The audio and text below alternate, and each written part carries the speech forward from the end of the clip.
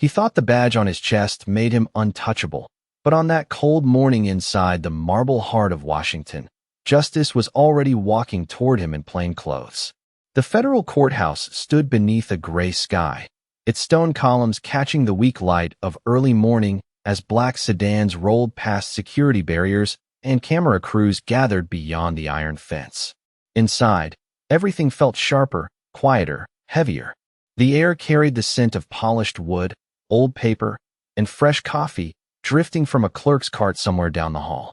Dress shoes tapped across the marble floor. Elevator bells chimed. Lawyers in navy suits moved with clipped urgency, clutching leather folders to their chests, as if every page inside could tip the balance of someone's life. It was the kind of building where power rarely introduced itself out loud. It simply expected to be recognized. And that was exactly why Officer Daniel Mercer felt so comfortable there. He walked the East Corridor with the confidence of a man who believed the place belonged to people like him. Tall, broad-shouldered, and pressed into a spotless uniform, Mercer carried authority the way some men carried ego, visibly, constantly, like an extra layer of armor. His jaw stayed tight, even when no one spoke to him. His eyes scanned every face not with caution, but with judgment. To Mercer, order was not about fairness. It was about control. And control, in his mind, always started with deciding who looked like they belonged and who did not. 20 feet away, near a bronze directory and a row of courtroom doors, a woman stepped into the corridor with calm, measured grace. She wore a charcoal coat over a simple black dress, low heels that made almost no sound, and a pair of understated glasses that softened nothing about the steadiness in her face. Her name was Naomi Brooks. At first glance, there was nothing flashy about her, nothing that demanded attention. No entourage, no security detail crowding her path, no raised voice, no display. Just a black woman in her late 50s moving through the courthouse with quiet certainty, holding a slim leather portfolio at her side, as though she had crossed these halls 1,000 times before and had no need to prove it. But there was something in the way people near her subtly shifted. A clerk paused mid-step. A junior attorney lowered his voice. A courtroom deputy looked up, blinked twice, and straightened without even knowing why. Naomi noticed all of it and reacted to none of it. Her expression remained composed, unreadable, disciplined by years of standing in rooms where silence could carry more force than anger ever could. She had not come there for spectacle. She had come for a reason, and she intended to reach her destination without interruption. Then Daniel Mercer saw her.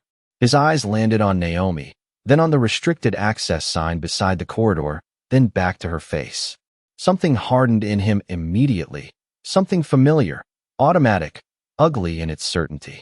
He changed direction without hesitation and began walking toward her, the radio on his shoulder crackling faintly as the hallway seemed to narrow around the sound of his approach.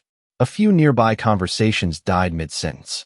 Naomi stopped and turned just enough to face him. Mercer didn't ask who she was. He didn't start with respect. He stopped inches short of her path, squared his shoulders, and spoke in a voice loud enough for half the corridor to hear. "Ma'am," he said, already reaching for authority before truth. "You're not supposed to be here." Naomi Brooks did not move.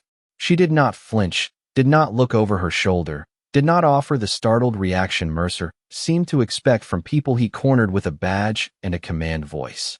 Instead, she faced him fully, one hand still resting on the slim leather portfolio at her side, her expression calm enough to make his tone sound even harsher by comparison.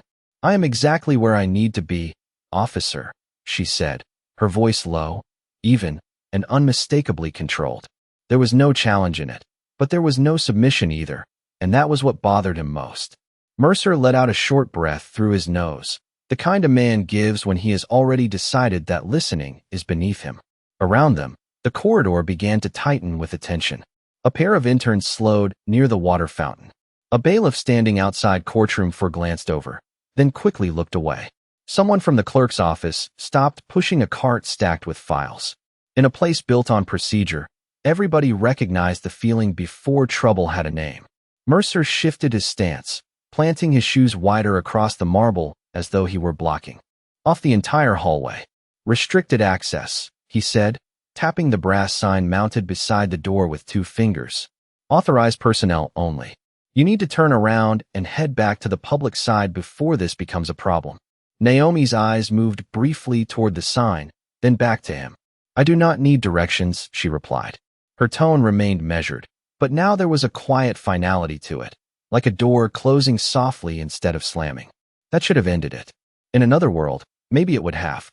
In another building, another morning, another man with less pride wrapped around his authority, perhaps the moment would have passed with nothing more than a misunderstanding and a tense exchange.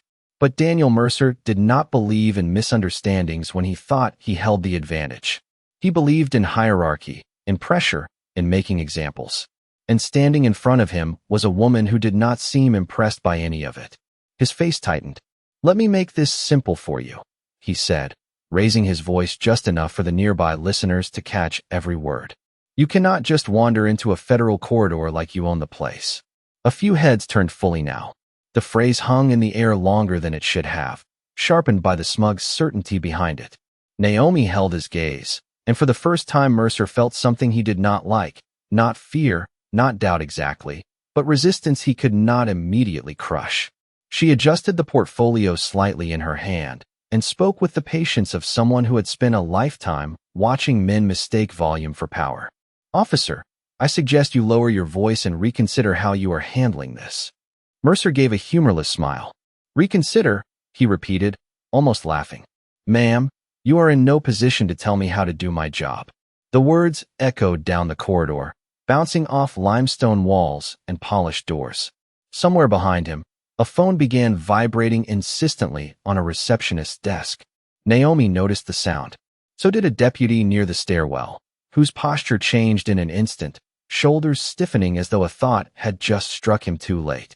Still, no one stepped forward. Still, the silence held. Mercer mistook that silence for agreement. He took one step closer, close enough now that his presence became part of the pressure in the air. Identification, he said, extending his hand. Now, Naomi looked at his hand, then at him, and her voice dropped to almost a whisper, which somehow made the moment feel louder. Be careful what you do next, Officer Mercer. The sound of her using his name landed differently, not because it was loud, but because it was precise. Mercer blinked once, then squared his jaw again, refusing to let the flicker show. Behind Naomi, at the far end of the corridor, the brass doors to a private elevator slid open with a soft metallic chime, and 3 people stepped out at once, moving faster than decorum usually allowed. The metallic chime from the private elevator should have changed everything.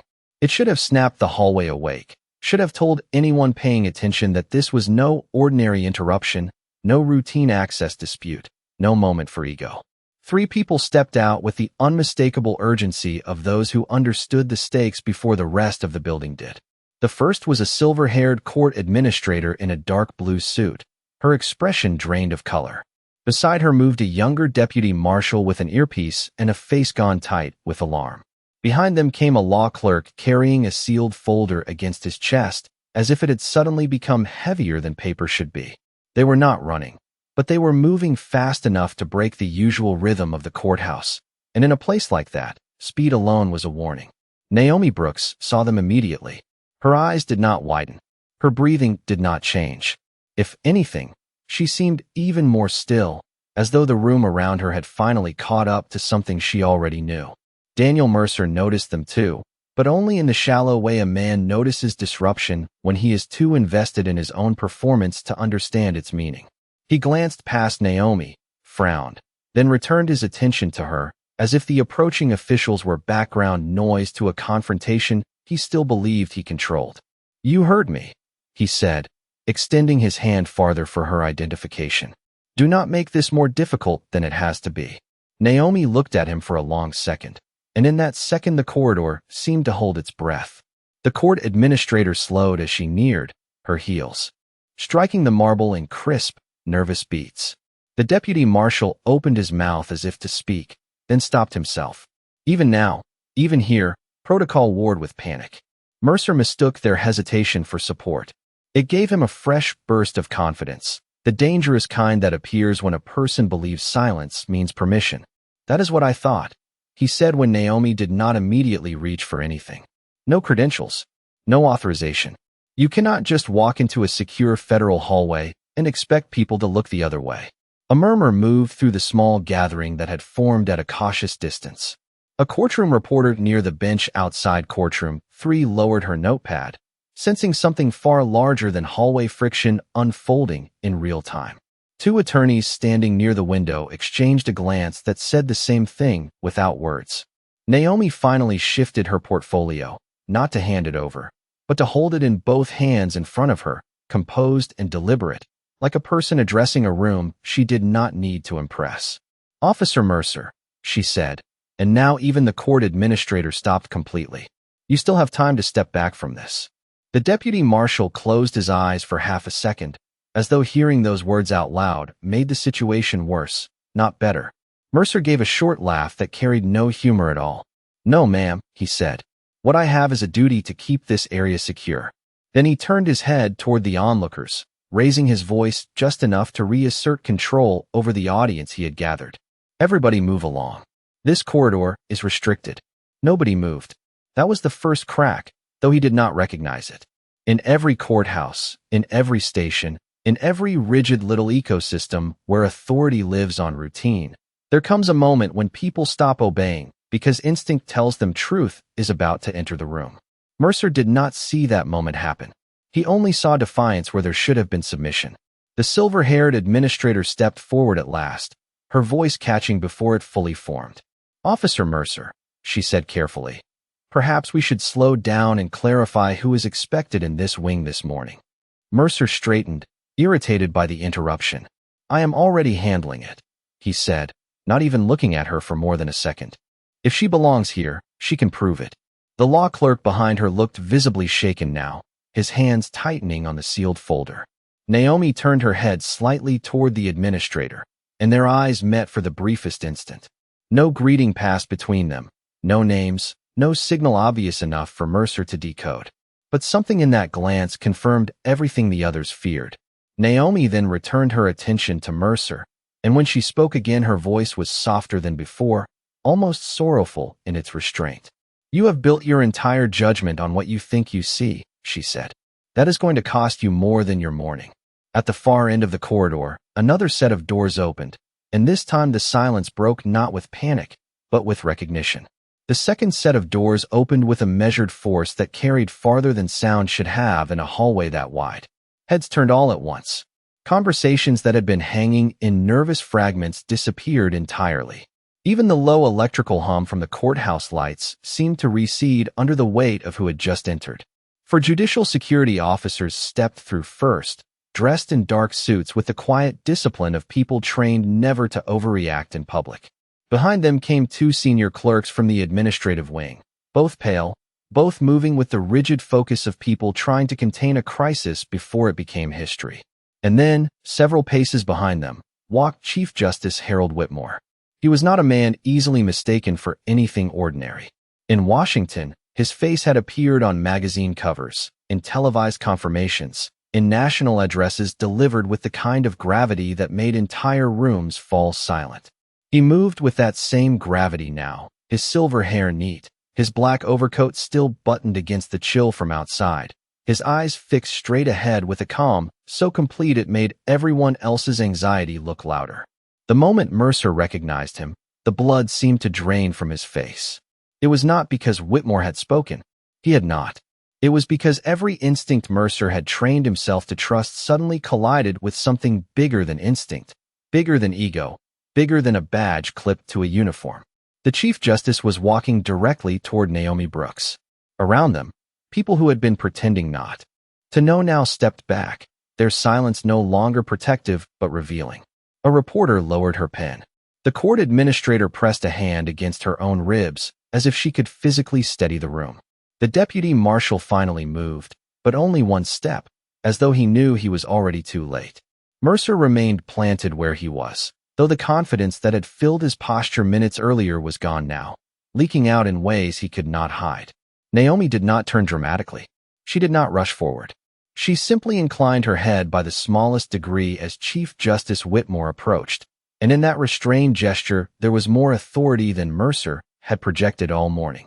Whitmore stopped beside her, looked first at Naomi, then at Mercer, then at the hand still half extended for identification. When he spoke, his voice was quiet, but every person in the corridor heard it as clearly as if he had used a microphone. "Justice Brooks," he said, each syllable landing like a ruling already entered into the record. "We have been expecting you." No one breathed. The words did not echo. They settled. They did not need force. Truth rarely does when it arrives with its full name.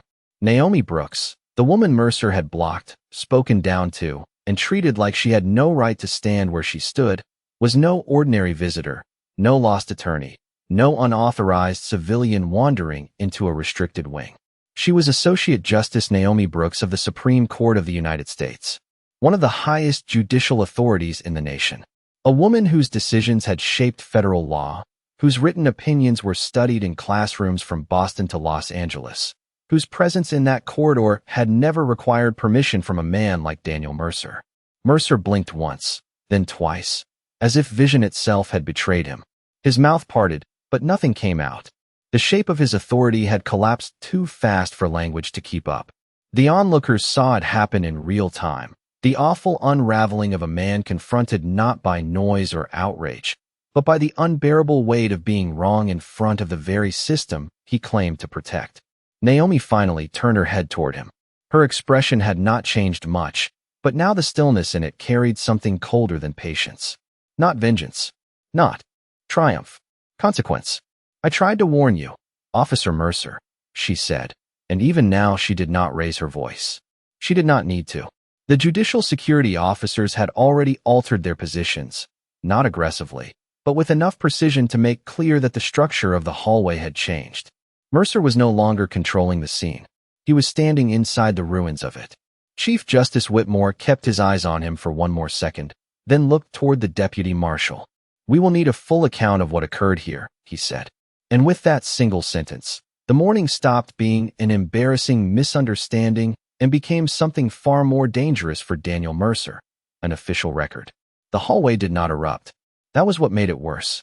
No shouting, no scrambling, no dramatic collapse into chaos. Just silence, heavy and surgical, the kind that settles over a room when everyone suddenly understands the difference between a mistake and a career-ending revelation. Daniel Mercer stood in the center of that silence with his hand slowly dropping to his side, as if even his own body had realized before his mind did that the posture of command no longer belonged to him. A minute earlier, he had owned the corridor with volume and assumption. Now he could not even seem to find a place to rest his eyes. They moved from Justice Naomi Brooks to Chief Justice Harold Whitmore, then to the deputy marshal, then to the polished floor beneath his own shoes, as though the marble might offer a version of reality kinder than the one closing around him. It did not. Naomi remained composed, her portfolio still held neatly in front of her, her shoulders straight, her expression controlled in the way only someone seasoned by power and restraint could manage. She had not raised her voice once. She had not needed an audience to validate her dignity. And now that the truth was fully visible, that calm became its own kind of indictment. The court administrator stepped forward first, recovering enough of her breath to do her job. "The morning review has been delayed," she said quietly to Whitmore, but the tremor in her voice betrayed how much had changed in less than 60 seconds. Whitmore gave the slightest nod, still not looking away from Mercer. "It can wait," he replied. "This cannot." The deputy marshal, a man named Leon Grady, drew a small notebook from the inside pocket of his jacket and spoke in the careful tone of someone entering official language before everyone present. "Officer Mercer," he said, "you are being asked to remain here while this incident is documented." Asked. The word was polite. The meaning was not. Mercer swallowed hard. "Sir, I did not know," he said, finally forcing sound through a throat that seemed to have turned rigid. She did not identify herself. It was the wrong defense, and everyone in the corridor knew at the moment it left his mouth. Naomi's eyes settled on him again, not with anger, but with the deep disappointment reserved for people who expose themselves too clearly. "I should not have needed to," she said. Her voice was steady, but now it carried something sharper than before, not emotion, but principle. Respect for the law begins long before you know a person's title. The word struck harder than any accusation could have. Mercer looked as though he wanted to answer, to explain, to reach backward and recover a morning that had already sealed itself against him. But no version of this scene existed anymore in which he came out looking misunderstood. Too many people had heard him. Too many had watched him choose tone over judgment, certainty over procedure, prejudice over professionalism. The reporter outside courtroom 3 had started writing again. Not quickly, deliberately. Every word now mattered. A judicial security officer moved to Naomi's side, not out of concern that she was unsafe, but out of protocol restored. Another officer quietly asked a nearby clerk to note the exact time. Somewhere farther down the hall, a telephone began ringing and kept ringing, unanswered, as though the rest of the building was still trying to catch up to the truth unfolding in one narrow corridor. Chief Justice Whitmore finally shifted his gaze from Mercer to Naomi. "Are you prepared to continue to chambers?" he asked. Naomi gave a small nod. "In a moment," she said. Then she turned fully to Mercer for the first time since the reveal, and every person nearby seemed to lean into the stillness without moving an inch. "Officer," she said, her voice low and clear, "the danger was never that you failed to recognize me. The danger is that you were comfortable treating any citizen this way." No one interrupted. No one looked away, because that was the real fracture splitting open beneath the polished surface of the courthouse. This was no longer about embarrassment. It was about exposure. Mercer's face tightened as the meaning of her words settled over the crowd. They were not just for him. They were for the clerks who had stayed silent, the deputies who had hesitated, the attorneys who had pretended not to see. The whole building had witnessed what happens when authority goes unquestioned for too long. And for the first time that morning, Daniel Mercer looked less like an officer in control and more like a man standing at the edge of consequences he could not talk his way around. For a long second, nobody in the corridor moved. The courthouse, with all its polished rituals and carefully measured authority, seemed to pause around the truth that had just been spoken aloud. Then the machinery of consequence began to turn. Deputy Marshal Leon Grady lifted his chin toward one of the judicial security officers, who immediately stepped away to secure surveillance footage from the East Corridor. Another officer spoke quietly into an earpiece, requesting internal records, access logs, and a list of all personnel assigned to that floor that morning. The response was calm, procedural, almost ordinary in tone, and that was what made it so devastating for Daniel Mercer. The system he had trusted to protect men like him was not rushing to excuse him. It was organizing itself to examine him. Mercer stood with his shoulders still squared out of habit, but there was no strength in the pose now, only rigidity. His face had taken on that unmistakable look of a man replaying his own words too late, hearing them again not as commands but as evidence. He glanced once toward the clerk's station, then toward the side hall that led back to the security office, as if part of him still believed there might be an exit from the moment if he found the right corridor. There was not. The silver-haired court administrator, Ellen Parker, had already recovered enough to begin naming what others had tried to ignore. "There were witnesses from 3 separate court units," she said quietly, consulting a trembling note page in her hand, "and at least 1 member of the press." Her eyes did not stay on Mercer for long. They kept dropping, not out of sympathy, but because prolonged eye contact now felt like staring directly at a collapse. Chief Justice Harold Whitmore adjusted one glove at his wrist and finally turned his full attention to Naomi Brooks. "Your review this morning was meant to be private," he said. "That is clearly no longer possible." Naomi gave a slight nod, her expression as controlled as ever, though now there was a deeper weight behind it, the sadness of someone who had not been surprised enough. "No," she said, "but perhaps it has become more useful." That sentence shifted the room again. It landed differently from everything before it because it hinted at something beyond humiliation, beyond one officer's arrogance, beyond a bad morning in a federal hallway. A few people in the crowd exchanged uncertain glances. Mercer noticed it too. His forehead tightened. For the first time since his unraveling began, something like real fear entered his eyes, not fear of public embarrassment, but fear that this incident had touched a larger story he did not understand. Naomi turned slightly, just enough for the others to hear without forcing them to lean closer. "I was not here by accident," she said. "This morning's review concerned courthouse conduct, access discretion, and complaints that have been circulating for months without proper scrutiny." The words were simple. Their effect was not. Ellen Parker closed her eyes for half a second. The law clerk holding the sealed folder seemed to lose what little color remained in his face. Even Leon Grady, a man trained not to react visibly, grew still in a different way. Mercer stared at Naomi as if the floor had opened 1 inch wider beneath him. He had believed this morning was about one woman he thought did not belong. He was now hearing that the woman he had chosen to challenge had come to observe the very kind of conduct he had just displayed in full public view.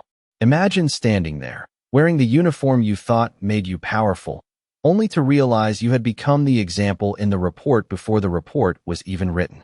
Mercer tried to speak again. Justice Brooks, but Naomi lifted one hand just slightly, not rudely, not dramatically, only enough to stop him. No, she said. Do not speak to me now as though respect arrived the moment you learn my title. The corridor went silent all over again. Those words cut through the last illusion in the room. This was not a misunderstanding corrected by identification. This was a revelation of character. Whitmore looked toward Grady. The review will proceed, he said, and this incident will be entered into it in full. Grady nodded once. Yes, sir. Somewhere down the corridor, a set of cameras flashed from behind the press barrier at the far intersection. Not close enough to catch every expression, but close enough to record who was standing where, who appeared shaken, who stood firm, and who no longer seemed certain the badge on his chest could shield him from what came next. Mercer lowered his eyes. It was a small movement, but in that building it meant everything. Because for the first time that morning, he was no longer looking down on anyone.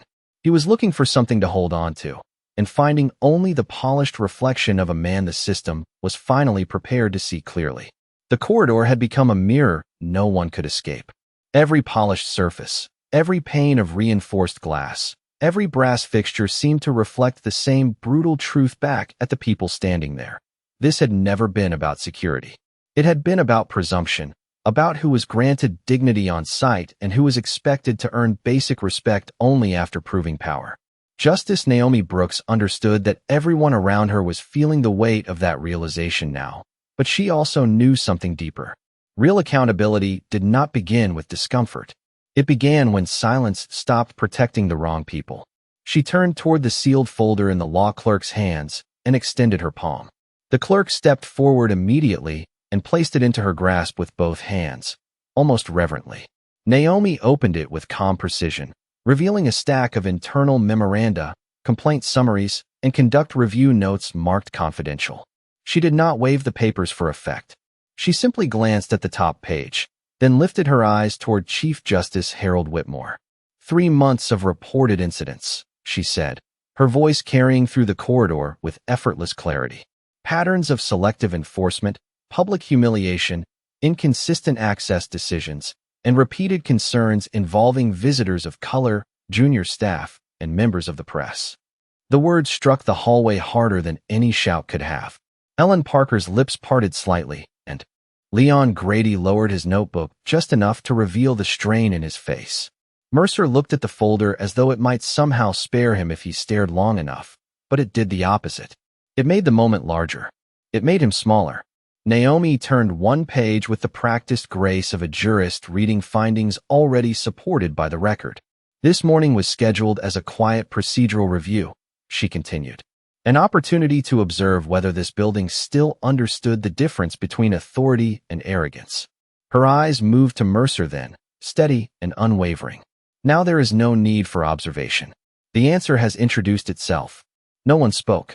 Even the few reporters at the edge of the corridor had stopped whispering to one another. Pens moved softly. Shoes remained planted. Breath seemed rationed. Mercer swallowed and finally forced out a sentence that barely sounded like the man from 20 minutes earlier. I was doing my job. Naomi closed the folder. The click of the clasp sounded louder than it should have. No, she said. You were performing power without discipline. That is not the same thing. The words did not just strip away his defense. They stripped away the comfort of everyone who had hidden behind procedure while character failed in plain sight. Whitmore looked from Naomi to the assembled staff, then to Grady. From this point forward, he said, all corridor access disputes involving judicial wings will be reviewed under revised protocol, and all prior complaints referenced in that file will be reopened immediately. A murmur moved through the crowd, not of protest, but of stunned acceptance. Ellen Parker nodded once, quickly, as if already rearranging the machinery of the institution in her mind. One of the judicial security officers stepped aside to relay the order. Mercer's shoulders dipped just slightly, enough to reveal what pride had been holding upright all morning. The badge on his chest had not disappeared, but something essential beneath it had. He was no longer standing as the face of control. He was standing as evidence. Naomi let the silence stretch one beat longer before speaking again, and when she did, her voice softened in a way that made it hit even harder. Officer Mercer, the law is not dishonored only when it is broken. It is dishonored when it is worn carelessly. His eyes lifted to hers, and, for the first time, there was no challenge in them, no irritation, no smugness. Only the raw recognition that the woman he had reduced with a glance was now defining him with absolute precision in front of the highest legal authority in the country. Down the hall, another camera flash lit the marble for a split second and vanished. But the image had already been made permanent in every mind present. A black woman who never needed to raise her voice, a system forced to look at itself, and a man learning too late that a badge can open doors, but it cannot protect what prejudice exposes. What followed did not look like revenge. It looked like order returning to a place that had forgotten what order was supposed to mean. Deputy Marshal Leon Grady spoke quietly into his radio, requesting immediate administrative review, corridor footage preservation, and supervisory presence from Federal Protective Operations. The response came back within seconds, crisp and official. 2 senior security supervisors were already on their way. No one rushed Daniel Mercer. No one needed to. The calm around him had become more powerful than force ever could have been. A judicial security officer stepped to Mercer's side and asked for his access card, his incident log, and his body camera record if active. The request was delivered with perfect professionalism, and that professionalism seemed to unsettle him more than anger would have. Mercer hesitated only for a heartbeat before unclipping his card. The small plastic badge that had opened secure doors all morning suddenly looked fragile in his hand. He passed it over without speaking. Down the corridor, word had already begun to spread. Clerks emerged from office thresholds with careful faces. A court reporter whispered into her phone. 2 assistant marshals appeared at the intersection and stopped when they saw who was standing at the center of the scene. Nobody was gawking now. The atmosphere had shifted beyond curiosity into institutional memory, the kind of moment a building remembers long after the floor has been polished and the witnesses have gone home. Naomi Brooks watched it unfold with steady restraint. She did not look satisfied. She looked resolved. That difference mattered. Chief Justice Harold Whitmore stood beside her with the composed stillness of a man who understood that the most serious corrections in public life are rarely loud. Officer Mercer, Leon Grady said, opening his notebook again as one of the supervisors approached. Pending immediate review, you are relieved of corridor enforcement duty and restricted from further discretionary contact with visitors or court personnel this morning. Mercer's head lifted sharply. Restricted? He said, as though the word itself were impossible. Until review is complete, Grady replied. Effective now. It was not dramatic. It was devastating. Mercer looked toward the arriving supervisor, a broad-shouldered woman in a dark federal suit named Captain Denise Holloway, hoping perhaps for familiarity, for rescue, for some unspoken professional loyalty that might shrink the damage back down to a misunderstanding. But Captain Holloway did not offer him that. She accepted the access card from the judicial officer, checked the number, and asked only one question. Were there multiple witnesses? Leon nodded. And judicial principles. Holloway exhaled slowly through her nose. That was all. No lecture. No sympathy. Just the expression of someone who understood that the file had already outgrown the hallway. Naomi shifted the confidential folder under one arm and turned her gaze toward the small cluster of staff who had gathered along the wall. Some looked ashamed. Some looked frightened. One young clerk looked as though she had been holding her breath for 10 minutes. Naomi spoke not just to Mercer now, but to all of them. Power does not become lawful simply because others are too uncomfortable to interrupt it, she said. That is how institutions fail from the inside. The words moved through the corridor like a current. The young clerk lowered her eyes. Ellen Parker pressed her lips together. Even Captain Holloway gave the slightest nod, not in ceremony, but in agreement. Mercer said nothing. He no longer seemed capable of speaking without making himself smaller. His posture had lost its certainty, his shoulders no longer square with authority, but weighted by exposure.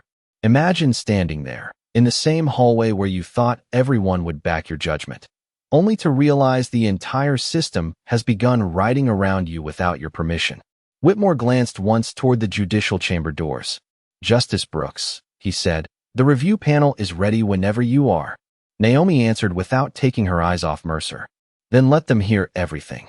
And in that moment, the final reversal became unmistakable. The woman he had tried to block from the corridor was now walking deeper into the center of the institution, not as someone seeking access, but as one of the people deciding what access, conduct, and justice would mean from this day forward. Mercer remained where he was as others moved around him with quiet purpose. His radio was collected. His name was entered. His authority was narrowed line by line, step by step, by the same system he had counted on to never question him. No one raised a hand. No one raised a voice. The consequence was cleaner than that. It came as paperwork, witnesses, policy, and the unbearable stillness of truth settling into the official record. The corridor slowly began to breathe again, but nothing about it felt the same.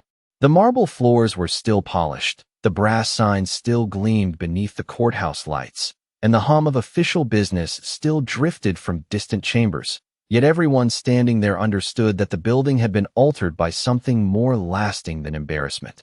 It had been forced to witness itself. Justice Naomi Brooks stood beside Chief Justice Harold Whitmore for one final moment before stepping toward the judicial wing, the confidential folder tucked beneath her arm, her posture as steady as it had been from the beginning. She had not arrived with fury. She had not needed spectacle. She had carried something far more dangerous into that hallway: truth, patience, and the kind of dignity that cannot be shaken by a man who mistakes a uniform for moral authority. Daniel Mercer remained where Captain Denise Holloway had instructed him to stand, no longer the gatekeeper of the corridor, no longer the loudest presence in the room, no longer the man who decided who belonged. The radio had been taken from his shoulder. His access card was gone. His name was already moving through official channels, attached now not to command, but to review, witness statements, preserved footage, and reopened complaints that would not disappear into quiet drawers this time. He looked smaller than he had an hour earlier, though nothing about his height had changed. That was the thing about false power. It can fill a room until real accountability walks in, and then suddenly it has nowhere to stand. Ellen Parker gathered herself enough to begin directing staff back to their stations, but even her voice carried a different tone now, less administrative, more awake.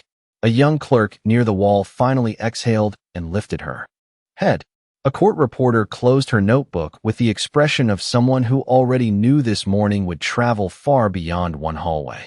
Two assistant marshals stepped aside as Naomi approached, not because they had been ordered to, but because respect had finally arrived in the open where it should have been all along. Before entering the chamber corridor, Naomi paused.